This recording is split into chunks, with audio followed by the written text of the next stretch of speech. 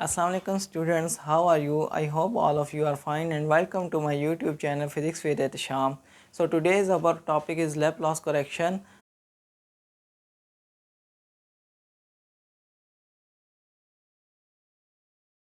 Last time we discussed about speed of sound.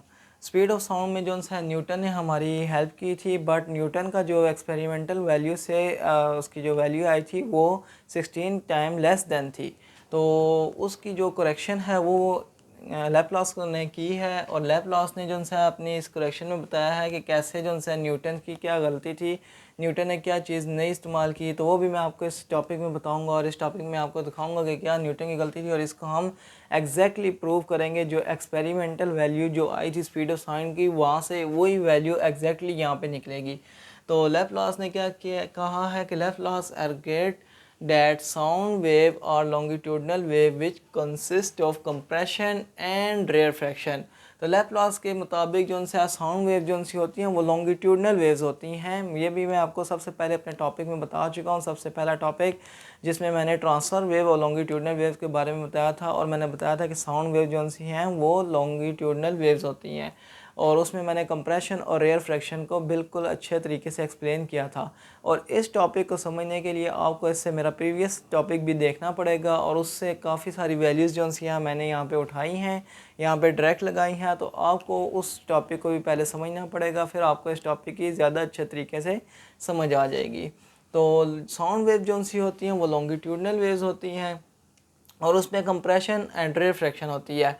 और जबकि Newton ने कहा था कि जो साउंड वेव हैं वो आइसोथर्मल प्रोसेस होती हैं जहाँ पे टेम्परेचर चेंज नहीं होता। तो ये न्यूटन की सबसे बड़ी गलती थी कि उसने कहा था कि टेम्परेचर चेंज नहीं होता, but at compression temperature is rise. Laplace के मुताबिक जब कंप्रेशन होती है तो टेम्परेचर बढ़ जाता है, and at rarefaction cooling effect is produce. और जब रेयर फ्रैक्शन होती है तो कूलिंग इफेक्ट जो है वो प्रोड्यूस होता है। So Boyle's law is not applicable. Boyle's law यहाँ पे एप्लीकेबल नहीं है। बॉयज़ लॉ ये कहता है कि pressure is inversely proportional to volume.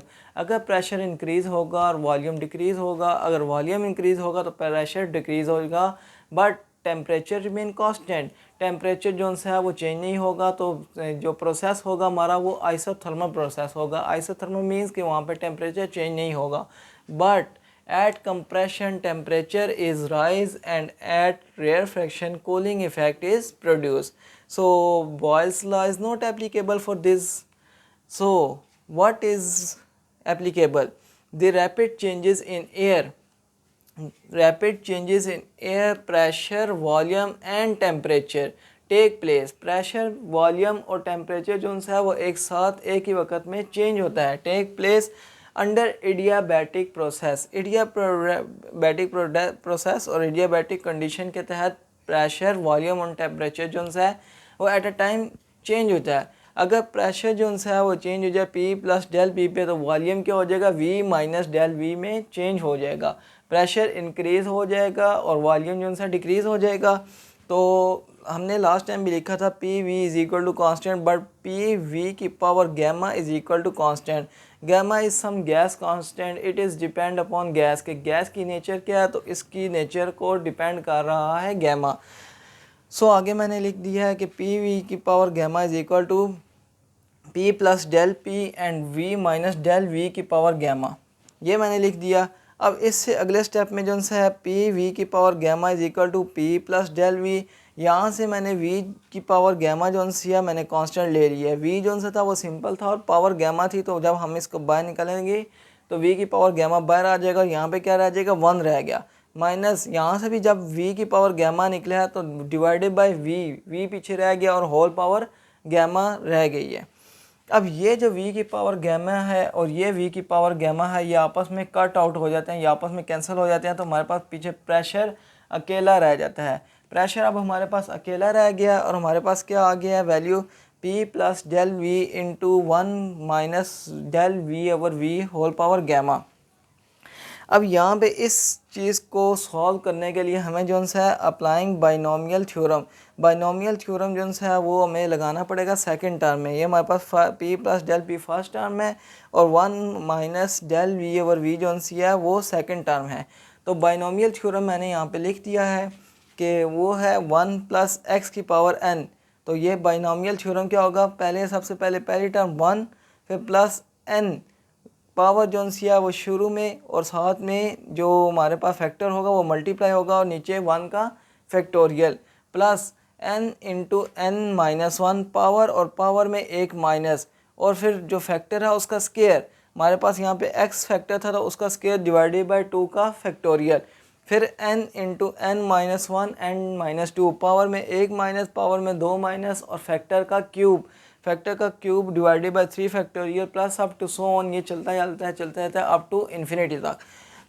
अब हम जो है अपना सेकंड जो हमारी टर्म है इसको हम लिखते हैं यहाँ पे और इसको बिल्कुल बाइनोमियल थ्योरम के तहत जो है मैं इसको सॉल्व करता हूँ। तो यहाँ पे मैंने लिखा 1 प्लस बाय लिख दिया, अंदर माइनस डेल वी और वी की पावर गैमा, ठीक है। तो ये हमारे पास क्या आ रहा है 1 प्लस पावर शुरू में और पावर के साथ फैक्टर मल्टीप्लाई और डिवाइडेड बाय 1 का फैक्टोरियल, पावर हमारे गैमा थी हमने गैमा लिख ली और फैक्टर जो सा था x की जगह पे हमारे पास del V over V minus del V over V मैंने यहाँ पे लिख दिया, नीचे 1 का फैक्टोरियल 1 ही होता है इसलिए मैंने नहीं लिखा। फिर इससे नेक्स्ट हमारे पास है पावर, फिर शुरू में पावर में एक माइनस, तो गैमा हमारे पास पावर थी, पावर शुरू में पावर में एक माइनस और डेल वी ओवर वी, इसी तरह फैक्टर और उसका स्केयर। यहाँ पे स्केयर नहीं लिखा, डेल वी ओवर वी यहाँ पे जो है वो क्या हो जाएगा, इसका स्केयर आ जाएगा और नीचे 2 का factorial plus up to so on and infinity. ये हमारे पास आ गया। अब हमारे पास क्या आ रहा है 1 minus del V over V whole power gamma is equal to 1 minus gamma del V over V, minus मैंने शुरू में लिख दिया, गैमा को मल्टीप्लाई कर दिया पावर को डेल वी ओवर वी, और आगे वाली जो सारी टर्म थी वो हमने निगलेक्ट कर दी है क्योंकि उनकी पावर जो सी है वो बहुत अजीब और क्रिटिकल बन जाती है और बहुत माइनर सा चेंज हो रहा होता है, इस वजह से आगे वाली सारी टर्म जो सी मैंने निगलेक्ट कर दी हैं। अब इसको मैं आगे लेके चलता हूँ और आपको दिखाता हूँ कि कैसे जो है ये हमारे पास लैप्लास करेक्शन से हमारे पास एग्जैक्ट एक्सपेरिमेंटल वैल्यू आ जाती है। स्टूडेंट्स, बाइनोमियल थ्योरम को हमने यूज़ करके फार्मूले में उसकी वैल्यू पुट कर दी थी। तो अब हम यहाँ से आगे चलते हैं कि P is equal to P plus del P 1 minus gamma del V over V। अब क्या करना है कि हमने इस टर्म को इस टर्म के साथ मल्टीप्लाई करना है और ब्रैकेट्स ख़त्म करनी है। तो P को पहले 1 के साथ मल्टीप्लाई किया, P आ गया, फिर P को इस टर्म के साथ मल्टीप्लाई किया तो minus gamma P del V over V, फिर डेल P को इसके साथ 1 के साथ मल्टीप्लाई किया तो डेल P आ गया, फिर डेल P को इस रकम के साथ मल्टीप्लाई किया तो हमारे पास आ गया minus gamma del P del V over V। अब निगलेक्ट कर देंगे हम इस टर्म को, minus gamma del P del V over V, और P ये दोनों आपस में कट जाएंगे और यहाँ पे क्या बच जाएगा, ज़ीरो बच जाएगा। और क्या हमारे पास टर्म बच जाएगी, सिर्फ और सिर्फ एक ये वाली टर्म बच जाएगी हमारे पास, और ये वाली टर्म कैंसिल होगी, ये वाली टर्म आपस में कैंसिल होगी। और इस टर्म को हम क्या कर रहे हैं, ये मैंने लिख दिया neglecting the term gamma del P del V over V। अब ये वाली टर्म जो सी है माइनस में है हमारे पास, तो यहाँ से हम जो है इसको उठा के इक्वल के इस साइड पे लेके आएंगे तो ये हमारे पास क्या हो जाएगी, प्लस हो जाएगी। जब ये इक्वल के इस साइड पे आई है तो ये हमारे पास प्लस हो गई है। Gamma P del V over V किसके बराबर है, डेल P के। अब हमने क्या करना है जी, गैमा P को अलहदा कर लेना है और डेल V ओवर V को दूसरी तरफ लेके जाके डिवाइड कर दिया, del P over del V over V। तो del P del V over V पिछले भी मैं अपने लेक्चर में बता चुका था, ये हमारे पास होता है स्ट्रेस ओवर वॉल्यूमेट्रिक स्ट्रेन, और किसके बराबर है, गैमा P किसके बराबर है, स्ट्रेस ओवर वॉल्यूमेट्रिक स्ट्रेन। और ये जो स्ट्रेस और वॉल्यूमेट्रिक स्ट्रेन है ये E के बराबर है, जिसका मतलब है मॉड्यूलस ऑफ इलास्टिसिटी। तो गैमा P किसके बराबर है, मॉड्यूलस ऑफ इलास्टिसिटी। अब स्पीड ऑफ साउंड का जो फार्मूला था हमारे पास वो था V is equal to E over rho, V equal to modulus of elasticity divided by rho. इस फार्मूले को जो है मैं यूज़ करते हुए यहाँ पे E की जगह मैंने क्या लिख दिया, ये E लिखा हुआ is equal to gamma P, तो यहाँ पे E की जगह मैंने क्या लगा दिया, गैमा P। अब ये हमारे पास आ गया फाइनल फार्मूला जो है हमारे पास एग्जैक्ट जो है एक्सपेरिमेंटल वैल्यू को जो है हमें बताएगा कि क्या एक्सपेरिमेंटल वैल्यू जो है स्पीड ऑफ साउंड की आती है। अब V is equal to gamma P divided by rho. अब यहाँ पे हम फिर दोबारा मरकरी को यूज़ करते हुए हम जो है मरकरी को हम दोबारा यूज़ कर रहे हैं। पहले हमने जो है न्यूटन के लिए भी ये यूज़ किया था, मरकरी को यूज़ किया था, यहाँ पे भी हम मरकरी को यूज़ करेंगे। मरकरी का जो ई है वो किसके बराबर होता है, रो एम, मरकरी की जो सा डेंसिटी, ग्रेविटेशनल कांस्टेंट और हाइट, ठीक है। तो वहाँ पे हमने रो एम जो सी थी वो हमारे पास आई थी, मरकरी की जो रो एम है वो किसके बराबर है, 13.6 सेंटीमीटर, ठीक है। यहाँ पे हमने ली थी जी जोन से है वो 9.980 सेंटीमीटर पर सेकंड स्क्वायर हमने ली थी। और इसी तरह जो से हाइट जो सी थी वो हमने एच जो सी थी वो 76 हाइट ली थी सेंटीमीटर में। सब कुछ हमने सेंटीमीटर में लिया था, इसीलिए जो एयर की ये जो डेंसिटी है ये भी हमने 0.001293 ली थी। और जोन सा है ये मैंने शो किया हुआ है कि 1.42 फॉर एयर, गैमा जोन सा है वो 1.42 वैल्यू होगी उसकी फॉर एयर के लिए। इन सारी वैल्यूज़ को मैंने जो है यहाँ पे पुट कर दिया है। यहाँ पे पुट करने के बाद जो है मेरे पास जो फाइनल आंसर आया कैलकुलेटर से वो आया 333 सेंटीमीटर पर सेकेंड। तो इसको जब मीटर पर सेकंड में कन्वर्ट किया तो ये एग्जैक्ट वैल्यू जो है हमारे पास आ गई एक्सपेरिमेंटल वैल्यू के बिल्कुल बराबर। तो ये लैप्लास की हमारे पास करेक्शन थी, लैप्लास ने इसमें हमारे साथ करेक्शन की और उसने जो है इसको फार्मूले का प्रूव किया, जो भी एक्सपेरिमेंटल वैल्यू थी वही हमारे पास कैलकुलेशन से वही वैल्यू आई है।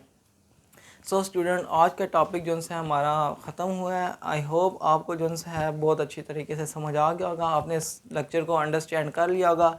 अगर किसी भी स्टूडेंट को कोई भी प्रॉब्लम है तो वो वेस्टेज 3 में मेरी एकेडमी में आ सकता है और मैंने नंबर जो है नीचे दे दिया है, इस नंबर पर भी मेरे साथ रब्ता कर सकता है। तब तक के लिए टेक केयर, अल्लाह हाफिज़।